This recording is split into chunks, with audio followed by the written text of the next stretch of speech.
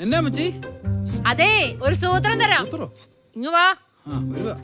ആ, ഉണ്ണിയപ്പാ. അല്ലടാ കിഴങ്ങാ. കിഴങ്ങാന്ന്? അതല്ലടാ, ഇത് കിഴങ്ങാന്ന്. ആ, അത് കൊള്ളാലോ. മോനെ അവിടെ ഇരുന്നേ, ഇതൊന്ന് ചേരണ്ടിക്ക്.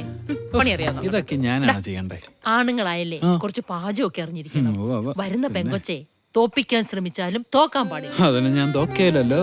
എന്റെ കൂടെ റാഹേലും ഞാൻ എത്ര കാലം കാണുവാടാ മോന്റെ കൂടെ? ജീവിതകാലം മൊത്തം. ആ, അപ്പൊ എനിക്ക് അങ്ങേറെ അടുത്ത് പോണ്ടേ? എന്റെ അപ്പൻ എവിടെയെങ്കിലും സമാധാനമായിട്ടിരിക്കട്ടെ. ഇവിടെ നാട്ടുകാർക്കോ സമാധാനമില്ല.